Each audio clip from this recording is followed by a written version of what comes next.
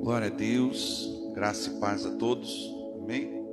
Sejam bem-vindos. Para quem não cumprimentei, sejam bem-vindos. Paz do Senhor a todos os irmãos que estão nessa noite nos acompanhando pela rede social. Queridos, eu tenho um tema no meu coração que já vem há alguns dias.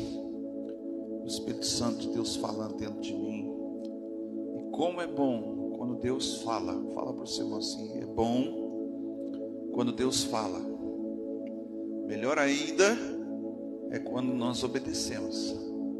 Amém? Glórias a Deus.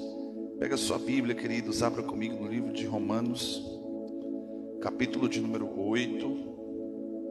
Eu quero iniciar essa mensagem nessa noite num texto muito conhecido, que nós viemos nos últimos talvez 3 anos, pelo menos uma vez no culto a gente menciona sobre esse texto, e eles têm sido como se fosse uma palavra-chave, rema, para a minha vida pelo menos, mas nós estamos ministrando.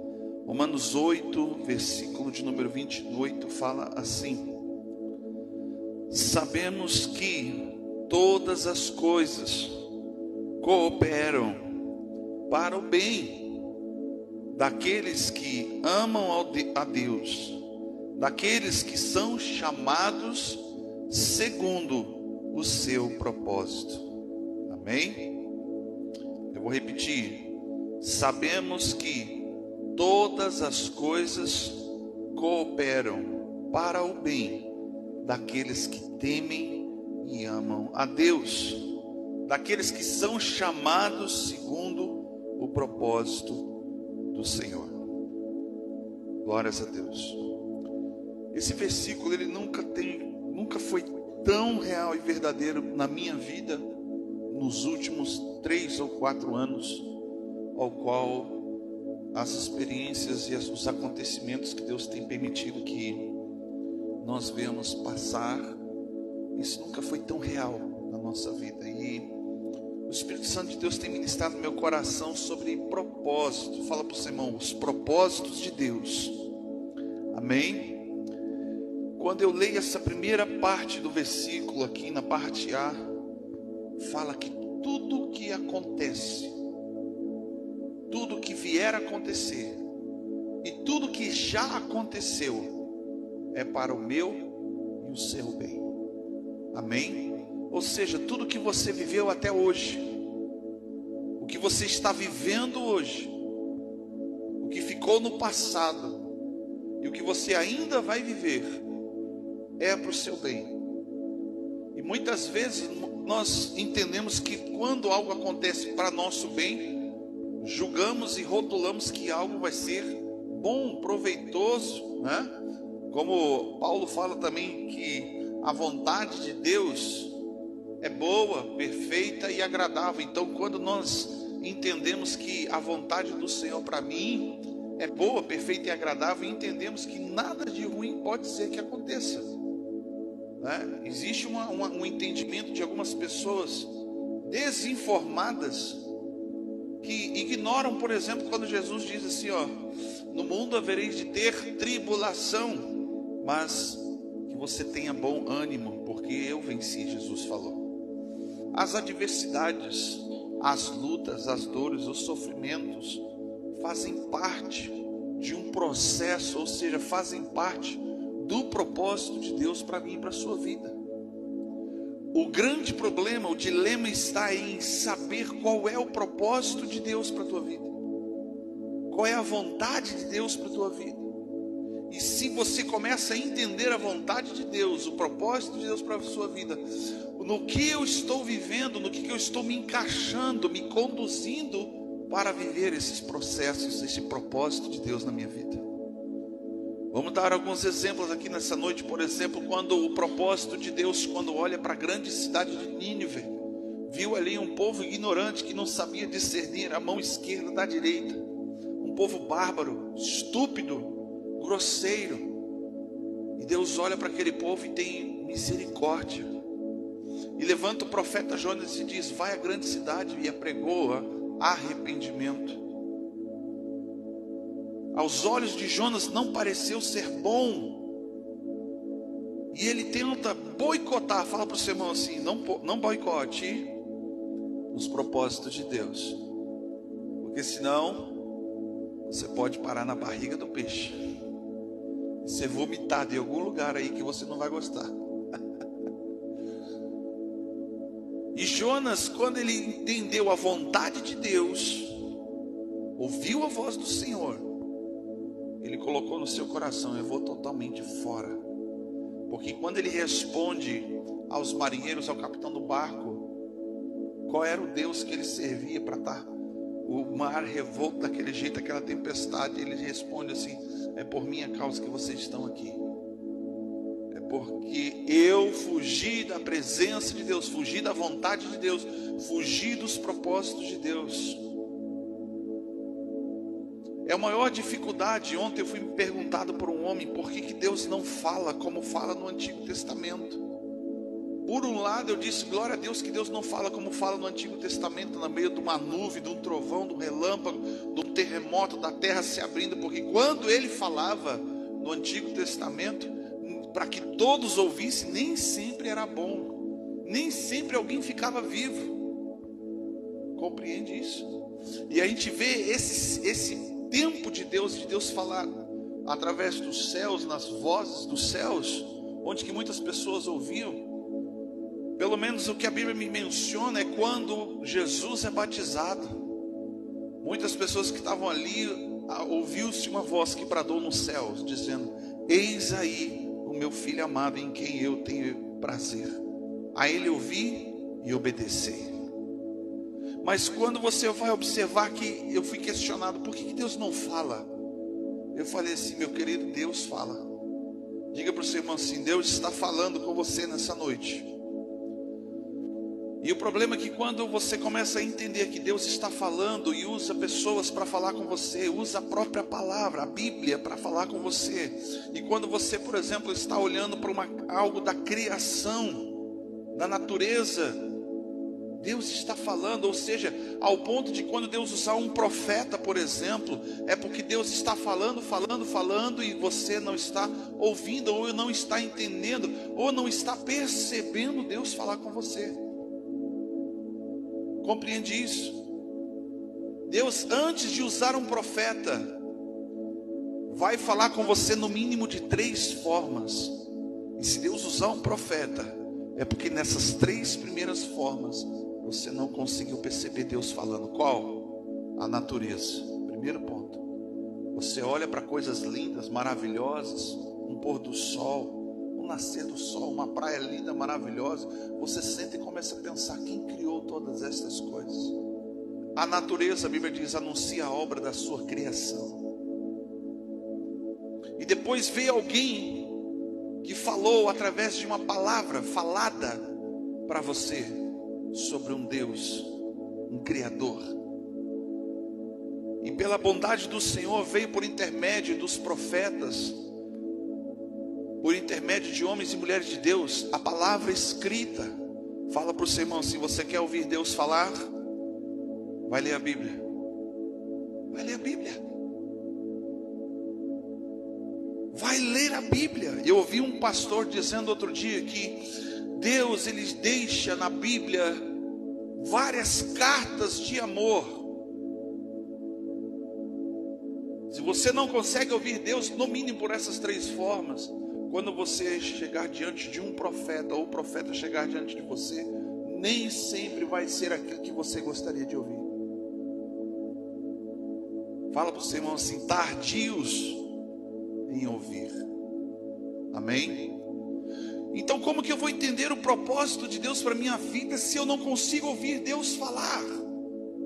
Eu não consigo identificar quando Deus está falando, como Deus está falando. Deus pode falar e mostrar através de sonhos, de visões, revelações, profetas e tantas outras coisas, até mesmo coisas do seu dia a dia, do seu cotidiano. Por exemplo, o dia que você parar, e não é filosofar, tá? Mas o dia que você parar e, por exemplo, observar a formiga trabalhando e comunidade. Aí você vai entender o porquê a palavra de Deus diz assim: vai ter com a formiga, ó preguiçoso, porque a formiga não para enquanto todo o trabalho não estiver concluído. E se isso está escrito na palavra de Deus, significa que alguém um dia, observando coisas do dia a dia, do cotidiano, ouviu Deus falar. Não é assim?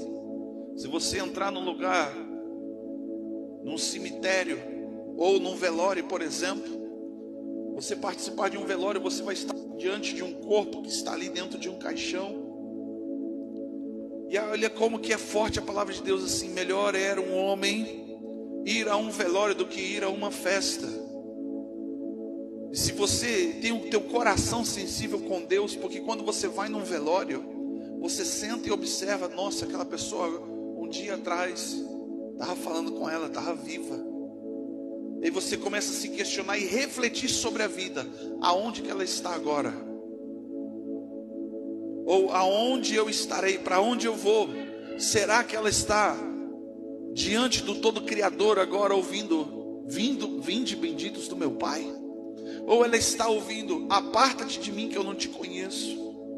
Por que vale mais a pena ir a um velório? Porque você, naquele ambiente de dor, de angústia, de sofrimento, você reflete sobre a vida. Então tem momentos na minha e na sua vida que Deus te leva para lugares ruins, desagradáveis, desfavoráveis. Permite que a gente passe por diversas adversidades, passe por diversas lutas, como diz lá no livro de Tiago, sobre a fé, para que você exerça por meio da fé a perseverança. Então Deus permite muitas coisas ruins, mas fala para o seu irmão mais uma vez, olhando nos olhos dele com carinho, diga: é para o seu bem. É para o teu bem. A irmã Josi abriu o culto aqui dizendo que Deus permitiu muitas coisas ruins que acontecessem na vida dela. Quem aqui já viveu coisas ruins? Levanta as mãos, os pés. É. Só que quando a gente passa por adversidades, coisas ruins, olha o que acontece comigo e com você. A tua alma geme de dor e cria um trauma, e você nunca mais quer passar por aquilo, nunca mais quer viver aquilo, porque é ruim. Mas se você entender lá na frente que aquilo fez gerar dentro de você amadurecimento, e que da próxima vez que vier, você vai saber, além de lidar com aquela situação, você vai poder estender a mão e ajudar o próximo que está passando pelo mesmo problema.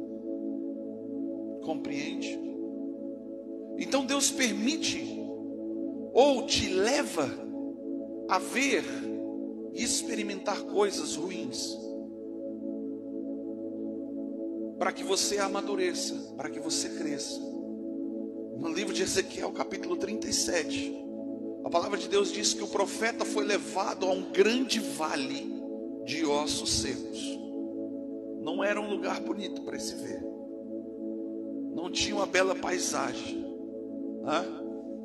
e ainda quando ele começa a olhar esqueletos, cadáveres espalhados por todos os lugares, o anjo do Senhor vem até ele e pergunta para ele: Ezequiel, o que você está vendo?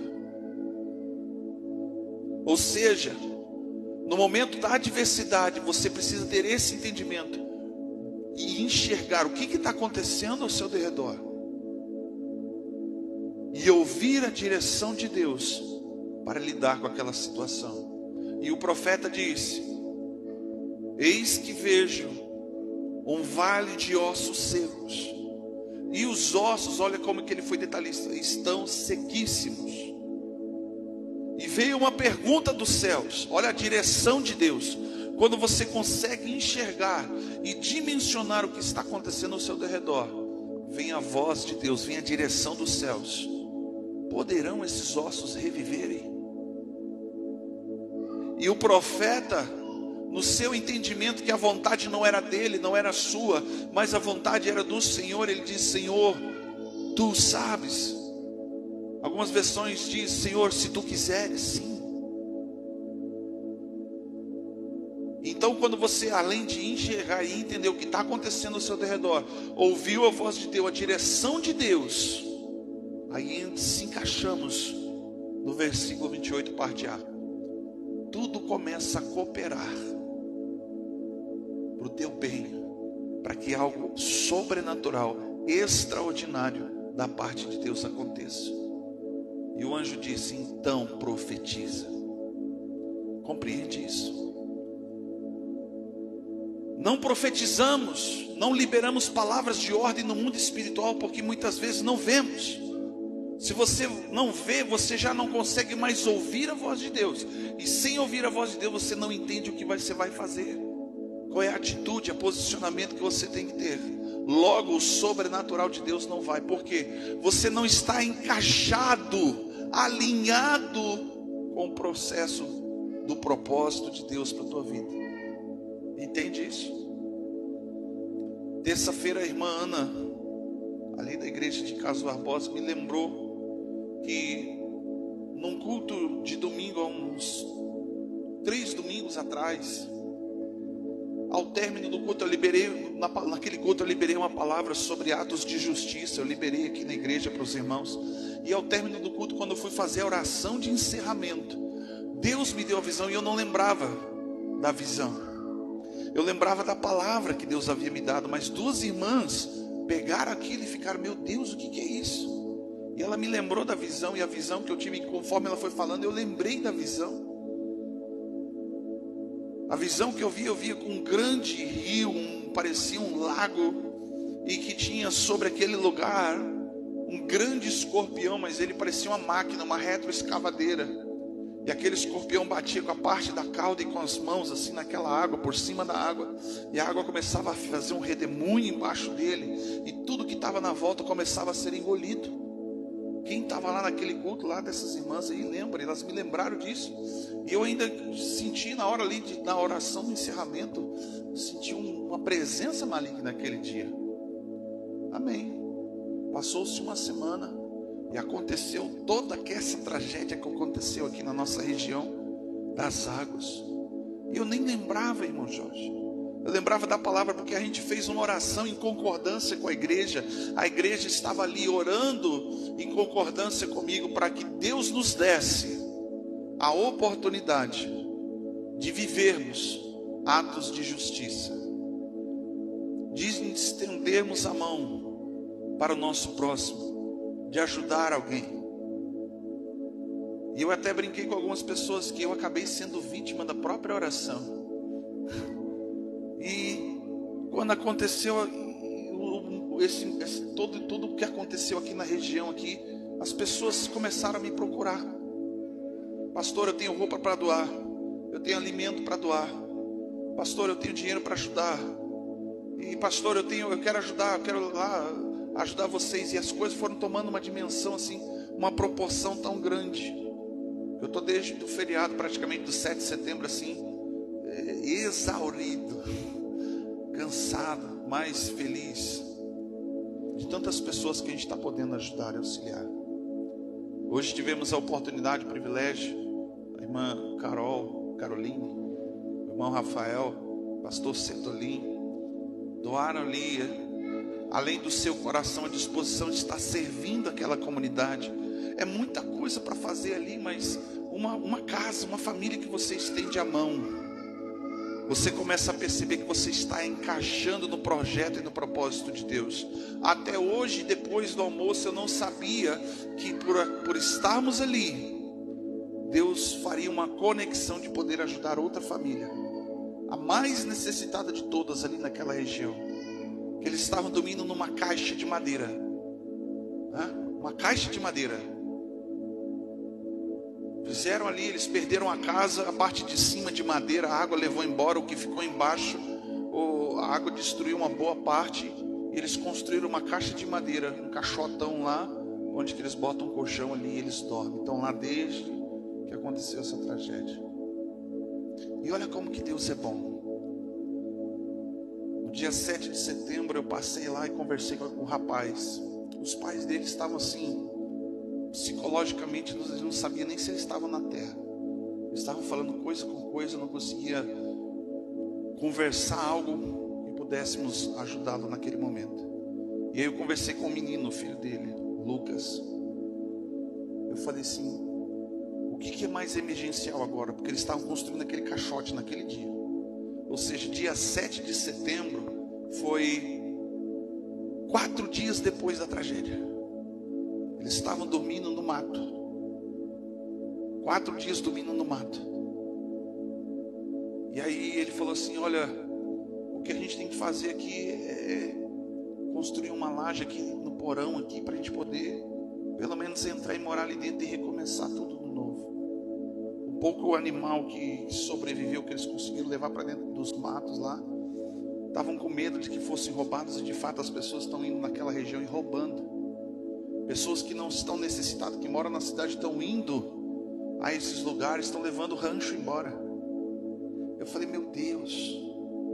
Só que assim, aquilo que estava a necessidade daquela família naquele momento, para mim era inalcançável. Eu falei para ele: olha, no dia 7 de setembro, feriado, eu falei assim: eu vou ver o que eu consigo fazer. A princípio eu tenho pessoas disponíveis para ajudar a tirar os entulhos, limpar as coisas aí. Ele: não, pode vir. E hoje Deus abriu uma porta e nós podemos, não foi contribuir para que eles pudessem comprar alguma coisa da laje. E hoje Deus abriu a porta e nós compramos toda a laje daquela casa. Posso ouvir um glória a Deus?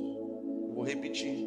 Deus abriu uma porta e nós compramos toda a laje daquela casa, 60 metros quadrados de laje. Eu falei: Deus, observe que quando você se encaixa no propósito de Deus, tudo coopera.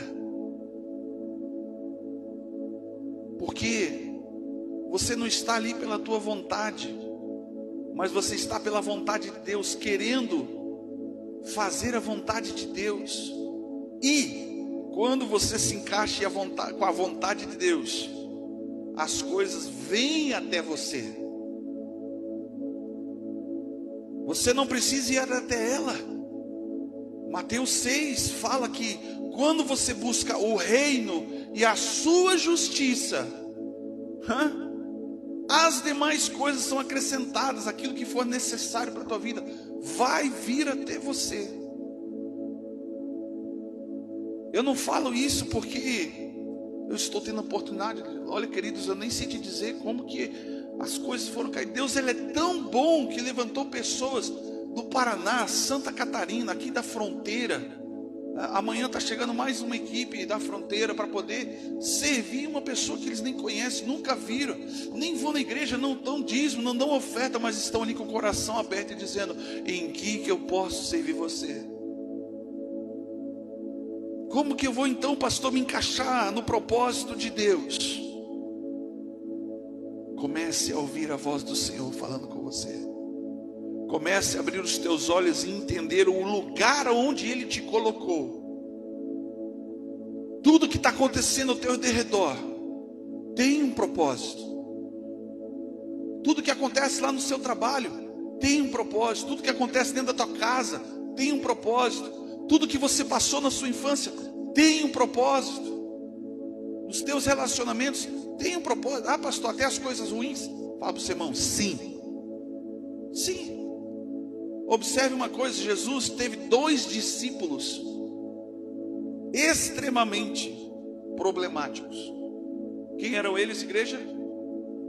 Pedro e Judas.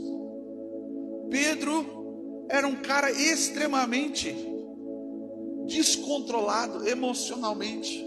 Ele era descontrolado nos seus propósitos, porque ele queria viver a vontade dele, aquilo que ele achava que Jesus devia fazer, aquilo que ele olhava para Jesus, e Jesus representava uma coisa que ele não entendia.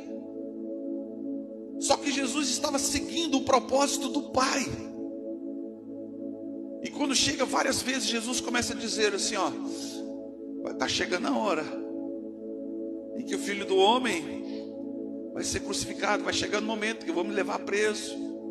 Vai chegar o momento que vão vão me prender, vão me torturar. Ele começa a anunciar que ele ia morrer, mas ele também falava que ao terceiro dia ele ia ressuscitar. Eles simplesmente ouviram a primeira parte: eu vou morrer. E aí o que vem na cabeça deles? Vamos fugir, salva-te a ti mesmo. Não, aí Pedro, olha só, uma hora ele é bipolar. Na mesma noite que ele diz, vamos fugir, ele diz assim: irei contigo até se for para a prisão e para a morte. Compreende isso? Como é que estava a cabeça desse homem nessa hora? E na mesma noite, ele ainda dá a boca, o lábio, para Satanás falar: salva-te, foge. E Jesus repreende Pedro dizendo: cala-te, Satanás. Porque eles não estavam Pedro naquele momento dando a boca para Satanás falar. Bipolar, estava servindo ao propósito de Jesus, estava agregando, estava ajudando a Jesus a cumprir o propósito do Pai? Sim ou não? Claro que não. Quando Jesus chama ele para orar lá no horto de Getsemane: ore comigo, velem comigo pelo menos uma hora, porque minha alma está tremendamente angustiada até a morte. Jesus se retira e vai um pouquinho para o lado, e quando ele volta, Pedro e os outros discípulos estavam fazendo o quê? Dormindo em berço esplêndido, ao som do mar, a luz e o céu profundo. Estavam dormindo. E aí nós olhamos para o ministério de Jesus, de todos, quem foi que mais ajudou a cumprir o propósito? Senão Judas. Na noite em que Jesus está ali, foi traído, na noite da ceia, Jesus anuncia, e Pedro pega e pergunta para João, fala assim: João, pede para o mestre, quem é que vai trair? Ele fala de um tom que dá quase para entender assim: olha, pergunta para ele, João, porque por mim e por você eu coloco a mão no fogo, mas pelos outros não coloco a mão no fogo por ninguém. Eu não vou trair, eu não vou deixar Jesus. Aí João vai e pergunta para Jesus: quem é que vai te trair? E Jesus fala para João: aquele que eu der de comer o pão. E Jesus se levanta e vai na direção de Judas, parte o pão, entrega para Judas e fala para Judas assim: o que tens para fazer, faça depressa. A Bíblia diz que imediatamente Satanás entra em Judas, ele sai dali para vender Jesus. E Jesus não era hipócrita, queridos, preste bem atenção. Jesus, quando ele sai daquela oração do Getsemane, vem Judas com os soldados do Sinédrio ao encontro de Jesus. A Bíblia diz que eles vinham com paus e pedras. E quando eles se encontram ali no meio da escuridão, o combinado era que Judas, ele iria beijar no rosto para que eles pudessem identificar quem era Jesus. E Judas chega diante de Jesus, beija ele e diz: mestre, e dá um beijo no rosto. E Jesus olha para ele e diz assim: amigo, fala para o seu irmão, olha bem nos olhos e diga para ele assim: amigo, com beijos você me trai. Você compreende isso? Jesus era hipócrita em chamar Judas de amigo? Claro que não. Existem pessoas que vão passar pela tua vida, que não estão dentro do propósito de Deus, mas porque ela é boazinha, porque você talvez tenha algum lucro, algum benefício, e você acha que é de Deus que ela ande com você ou que você ande com ela. Compreende? Mas aí aquele que Deus traz para te trair, para te negar, para te vender, para falar mal de você, você ora para Deus e pede para Ele tirar da sua vida. Fala para o seu irmão: aleluia. Eu vi um sorriso ali atrás. Fala assim: aleluia. Porque traição ninguém quer. Ninguém quer perder. A gente precisa tirar da Bíblia. A teologia quer tirar da Bíblia muitos versículos. Então esse tipo de pessoa precisa tirar da Bíblia aquele versículo que diz assim: aquele que quiser vir após mim, negue-se a si mesmo, tome a sua cruz e me siga. Tira esse versículo da sua Bíblia, porque não serve passar pela cruz. Não consegue passar pela cruz. E cruz é dor, é sofrimento, é esforço. E estava muito claro, Jesus está na cruz e tinha dois caras ali, bandidos, sim ou não? Um estava tentando boicotar o propósito de Jesus, queridos, na cruz. Se tu és mesmo quem diz que você é, salva-te a ti mesmo e desce daí e tira nós daqui também. Quantas vezes você boicotou os planos de Deus, os propósitos de Deus na tua vida ou na vida de outras pessoas? Não entendendo, não ouvindo, não sabendo qual é o propósito de Deus para a sua vida. Quando Deus ministrou isso no meu coração, eu falei assim, eu ministrando essa palavra, eu vi um irmão dizendo assim, a conclusão dele é o término da mensagem: nossa, eu sou o pior de todos, eu devo ser um endemoniado. Ele falou bem assim. Sério? Por quê, queridos? Por não ouvir a voz de Deus, não se encaixa nos propósitos de Deus, não entende o que Deus tem para a sua vida. Se a vontade dele é boa, é perfeita e agradável, pela lógica e pela razão do homem, a dor, o sofrimento, a angústia não faz parte. Não é assim? Falaram e falam até hoje que quem vem para Jesus vai viver um mar de rosas. Seus problemas se acabaram. Vem para Jesus e Ele vai mudar toda a sua vida. Amém, Ele vai mudar. Mas para que tudo isso aconteça, existe um processo. E a dor faz parte do processo. A dor faz parte para que você chegue no propósito de Deus. Eu me lembro, muitos anos atrás, tinha coisas que eu e minha esposa vivíamos como casal, como pastor, como servos de Deus. E a gente falava, Deus, por que isso? Não tinha necessidade, não precisava que isso acontecesse. E é muito por quê.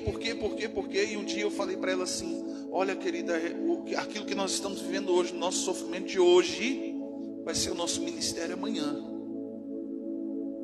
E eu vou te falar bem sincero, na época não foi bom. Gerou muita dor, muita lágrima, muita angústia, muita vontade de desistir, muita vontade de ir embora, de fugir, muita vontade de boicotar os planos de Deus. Deus falando, vai para lá, a gente queria ir para outro lugar, porque não era bom. Mas quando chegou o momento de viver o propósito, nós olhamos para trás e entendemos que tudo aquilo valeu a pena na minha vida e na vida dela.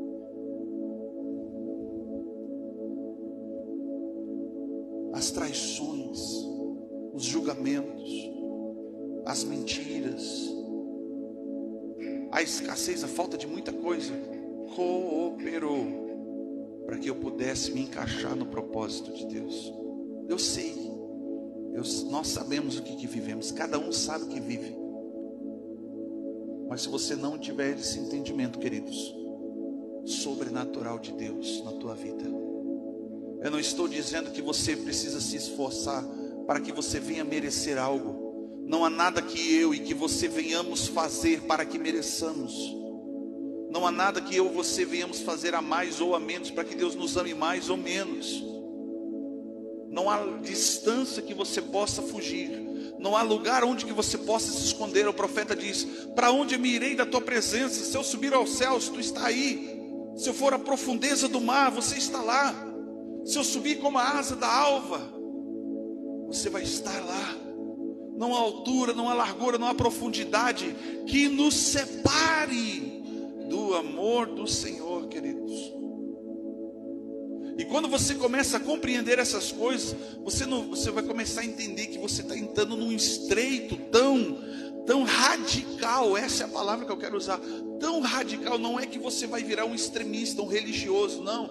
Você vai se tornar tão radical como Paulo deixou Deus transformar a sua vida radicalmente, de perseguidor da igreja, matador de crente, para ganhador de alma, e um homem que praticamente fundamentou a igreja primitiva.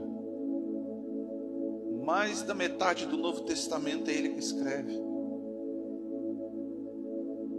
ao ponto de pegar e no final da sua vida dizer assim, como eu queria estar com o Senhor, mas por sua causa, ele fala assim, eu prefiro manter vivo ainda aqui nessa terra. Porque ele diz assim, ó, o viver, se é para viver, vamos viver por Cristo. Se é para morrer, vamos morrer por Cristo. Porque vivendo ou morrendo, nós estamos fazendo e vivendo a vontade do Senhor. Ele está dizendo que morrer com Cristo é lucro. Mas no versículo seguinte ele está dizendo, mas eu não posso morrer agora, porque ainda tem muita coisa para ser feita. Seria egoísmo dele, se naquele momento ele morresse. Quantas vezes você pediu para Deus, egoístamente, Deus me leva daqui? Meu Deus do céu, eu nem sei mais a conta, porque tem coisas que a gente não aguenta, a nossa mente não suporta. Mas, fala para o seu irmão, mas se o Senhor é quem te fortalece e que te coloca de pé, e não vai colocar nada na sua vida que você não possa suportar. Nós precisamos entender. Judas, traindo Jesus, ajudou Jesus a cumprir o propósito. Pedro, obedecendo, fazendo, achando que tinha uma promessa sobre ele, supostamente ser estabelecida a igreja, e ele foi de fato um grande líder da igreja primitiva. Nada disso, estava ajudando. Mas olha como que Deus é bom. Deus perdoa Pedro porque ele se arrepende. Ele se arrependeu, negou Jesus 3 vezes, mas se arrependeu. Eu acredito, queridos, que se Judas tivesse se arrependido, ele não teria morrido, e provavelmente teria sido o líder da igreja. Há uma linha teológica de que há entendimento que Judas era o gestor mais capacitado para administrar o ministério. Compreende isso? Mas o que não havia no coração dele era arrependimento, havia remorso. Quando não há arrependimento, queridos, e há apenas remorso, remorso traz morte, arrependimento traz vida. E quando você tem dificuldade para se arrepender, cuidado, porque você pode estar achando que está vivendo, caminhando em direção ao propósito de Deus. Olha o que a Bíblia diz: há caminhos que para o homem parecem ser bons, mas ao final desse caminho é a morte. Se conduzir pela sua vontade, dizer para Deus como que tem que ser, quando que tem que ser, é um problema muito sério. Porque se Deus fala assim, por exemplo, Deus fala para Paulo assim: Paulo, eu vou te usar para fazer algo que ninguém fez até hoje. Jesus, o quê? Você vai me pregar para o imperador romano. Uau! Mas Paulo, quando você fizer isso, você vai morrer. Cadê a vibração? Você vai murchar na hora. Sim ou não? Ainda Deus fala para ele assim: Paulo, teu ministério não vai ser fácil, porque eu vou te ensinar, Paulo, o que é padecer por causa do meu nome. No meio da tua jornada, no meio do caminho, você vai encontrar ventos contrários, vai ter perseguição, vai ter açoite, você vai ser apedrejado, você vai quase morrer, mas não te preocupa. Você não vai morrer apedrejado, você não vai morrer lixado, não. Aliás, o navio vai até afundar, mas você não vai morrer afogado. Você vai ser picado de uma serpente de veneno mortal, mas você não vai morrer, porque o propósito que eu tenho para você vai se cumprir. Então Paulo, ele caminhava, como ele mesmo diz: nós não andamos pelo que vemos, nem pelo que sentimos, mas nós caminhamos e nos movemos por fé.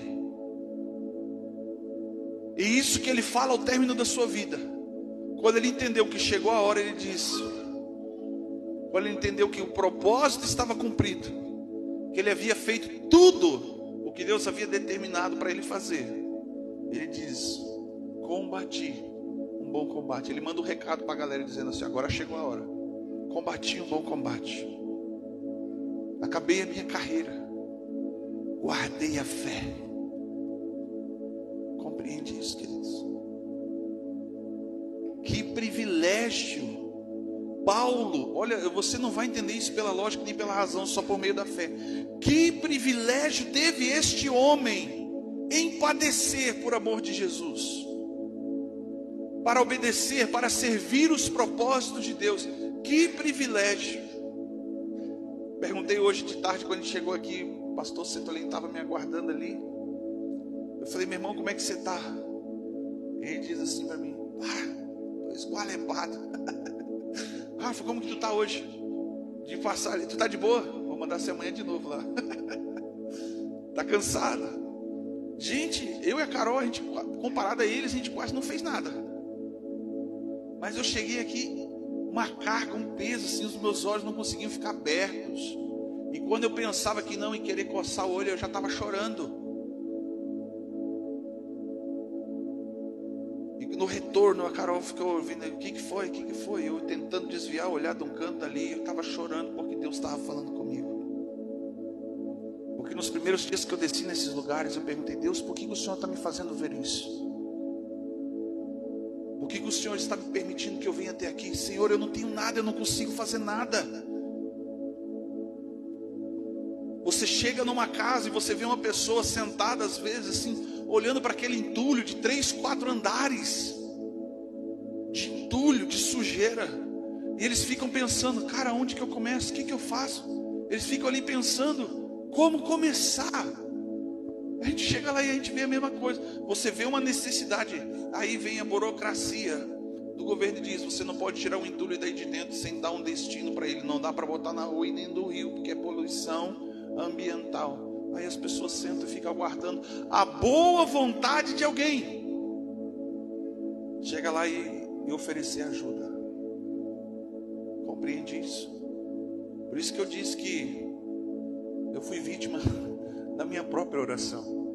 Eu pensei que Deus ia levantar a maior parte do povo da igreja para ir lá, regaçar a manga. E eu fui o primeiro e estou lá, queridos. Não reclamo. Por quê? Porque eu entendi o propósito de Deus nisso tudo. Eu entendi o propósito de Deus nisso tudo. Sabe, verdadeiramente a gente pode viver, amar a Deus sobre todas as coisas e o nosso próximo como a mim mesmo, ou seja, da forma com que eu quero que alguém me ame, da forma com que eu quero que alguém me ajude, da forma com que alguém que eu quero que se importe comigo. Você compreende isso? Se você não entender os propósitos de Deus para a sua vida, queridos, você não tem sentido nenhum para a tua vida no que você vai fazer ou ser. E aqui Paulo, eu vou encerrar de novo esse texto falando a mesma coisa. É para o teu bem, fala para o seu irmão, é para o seu bem. E tudo vai cooperar se você se encaixar nos propósitos de Deus. Não é Deus que vai se adaptar e se encaixar nos meus propósitos. Não é a minha vontade, mas sou eu que tenho que se encaixar nos propósitos de Deus. Não é a igreja que tem que se encaixar nos meus propósitos, nas minhas vontades. Sou eu que tenho que se encaixar nos propósitos da igreja. Deus tem uma direção para cada pessoa. Deus tem um entendimento para cada igreja. Mas eu preciso me encaixar nisso. E olha como que Paulo, claramente, em 1 Coríntios capítulo 11, versículo 25 em diante, quando ele fala sobre a ceia: quem não discerne o corpo está o quê? Doente e dormindo. Porque não tem entendimento qual é o seu lugar no corpo, qual é o seu propósito pelo qual você está aqui. Quantos vieram pelos propósitos de Deus essa noite? Dificilmente a gente vem pelos propósitos de Deus. Nós viemos pelos nossos propósitos. E não está errado, querido, tá? Não está errado, eu não quero jogar um peso e um fardo sobre você, mas eu quero dizer para você que se Deus está acima de todas as coisas, venha primeiro pelos propósitos de Deus. E os teus propósitos, a Bíblia diz que serão acrescentados. Porque eu te garanto uma coisa, que os teus propósitos vão se resumir em coisas. Os teus propósitos se resumem nessa palavra: coisas. É o dinheiro que falta, é o aluguel que tem que pagar, é o carro que tem que arrumar, é problema daqui e dali, são coisas. Amém? Vamos se colocar de pé. Bendito seja o nome do Senhor Jesus. Se você pode, se coloque de pé. Nós precisamos criar no nosso coração o temor do Senhor. Nós precisamos preparar um lugar para Deus no nosso coração, onde que os propósitos do coração de Deus possam habitar dentro de você. Como Davi diz num salmo: crie em mim, ó Deus, um coração puro e reto, mas renova em mim um espírito reto. Feche os seus olhos. Talvez nessa noite você possa ter um entendimento de que você possa estar muito perto dos propósitos de Deus, estar cumprindo e vivendo os propósitos de Deus. Amém. Glória a Deus. Peça para Deus te fortalecer e continuar te colocando ali com fé, com perseverança a cumprir esse propósito. Mas se você entendeu nesta noite que os teus propósitos não são os propósitos de Deus, que a tua vontade não é a vontade do Senhor, que aquilo que você está vivendo não é o que Deus quer que você esteja vivendo, se Deus está te direcionando para um lado, você está indo para o outro, as coisas não estão acontecendo como você queria, é momento de voltar, é momento de retornar.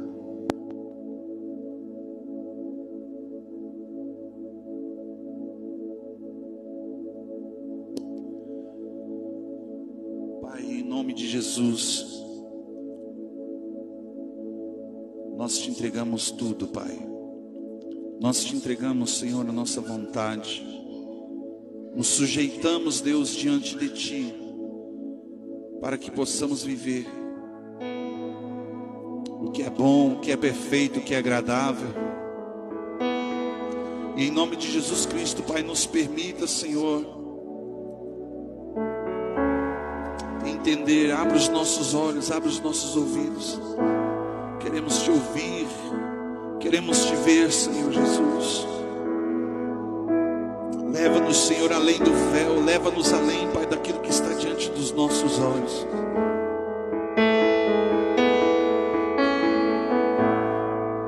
O que seria de mim, Senhor, sem a tua presença? O que seria de mim, Senhor, sem o teu grande amor?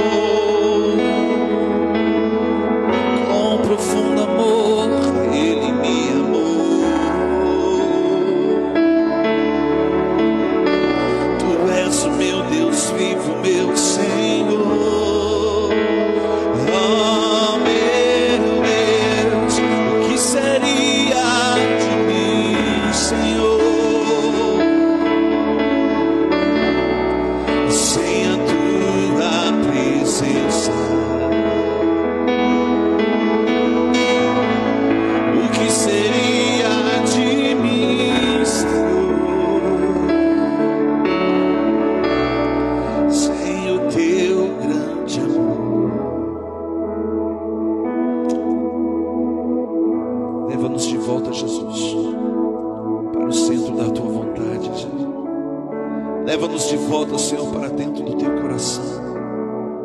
Leva-nos de volta, Senhor, meu Deus, meu Pai, para que o nosso coração possa sentir e chorar com os que choram. Como diz a tua palavra, que haja em nós o mesmo sentimento que houve em Cristo Jesus, que se entregou, que se esvaziou, Jesus. Nos ajuda, Senhor, meu Deus, meu Pai, nas nossas fraquezas. E que a nossa mente, Pai, seja renovada e transformada pelo entendimento da tua vontade, da tua palavra, Senhor. Entendimento do teu querer. Que haja em nós, Senhor, meu Deus, meu Pai, nesta noite, arrependimento de não vivermos a tua vontade, de não vivermos, Pai, os teus propósitos, Deus. De não vivermos, Senhor, meu Deus, meu Pai, a vida que o Senhor preparou para nós. Mas o Senhor me encontrou com cordas de amor, me amarrou com profundo amor, Ele me amou. Tu és o meu Deus vivo, meu Senhor.